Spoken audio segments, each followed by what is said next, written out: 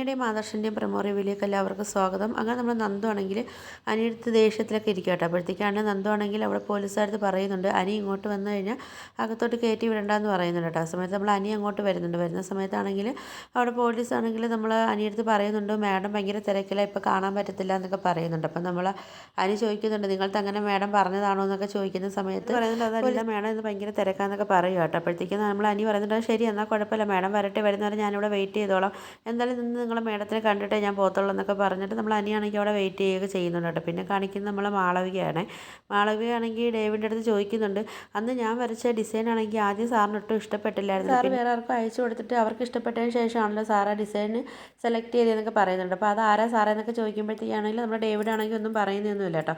പിന്നെ കാണിക്കുന്നത് നമ്മുടെ ഡേവിഡിനെ നാഗേന്ദ്രനെ. അപ്പോൾ നാഗേന്ദ്രനാണെങ്കിൽ ഡേവിൻ്റെ അടുത്ത് പറയുന്നുണ്ട് അടുത്ത മാസം 1-ാം തീയതി നമ്മളെ ബ്രാഞ്ചിൻ്റെ ഓപ്പണിങ്, പക്ഷേ അവിടെ വരുന്നത് മാനേജറായിട്ട് ജോയിൻ ചെയ്തത് എൻ്റെ മോനായിരിക്കും എന്നൊക്കെ പറയുന്നുണ്ട് കേട്ടോ. അങ്ങനെ ഭയങ്കര സന്തോഷമൊക്കെയാണ് നമ്മുടെ നാഗേന്ദ്രനിക്കാണെങ്കിൽ. പിന്നെ അഭിയും നവ്യയും കാണിക്കുന്നുണ്ട് കേട്ടോ. അപ്പോഴത്തേക്കും നവ്യാണെങ്കിൽ കാര്യങ്ങൾ അറിഞ്ഞിട്ട് അഭിയടുത്ത് പറയുന്നുണ്ട് എന്തായാലും നീ ആണെങ്കിൽ ജ്വല്ലറിയിൽ പോയി ജോയിൻ ചെയ്യണം, അങ്ങനെ കാര്യങ്ങൾ അറിഞ്ഞിട്ടാണെങ്കിൽ ഇവിടെ ഉള്ളവർ നമ്മളെ ഇറക്കി വിടുന്നെങ്കിൽ അങ്ങ് ഇറക്കി വിടട്ടെ എന്നൊക്കെ പറയുന്നുണ്ട് കേട്ടോ.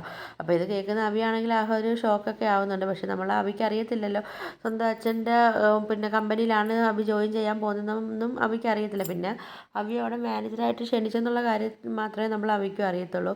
അപ്പോൾ നിങ്ങൾക്ക് എൻ്റെ വീഡിയോസൊക്കെ ഇഷ്ടപ്പെടുകയാണെങ്കിൽ ഒന്ന് ലൈക്ക് ചെയ്ത് ഷെയർ ചെയ്ത് സബ്സ്ക്രൈബ് ചെയ്ത് ബെല്ലൈക്കൺ എനേബിൾ ചെയ്തൊന്ന് സപ്പോർട്ട് ചെയ്യണേ.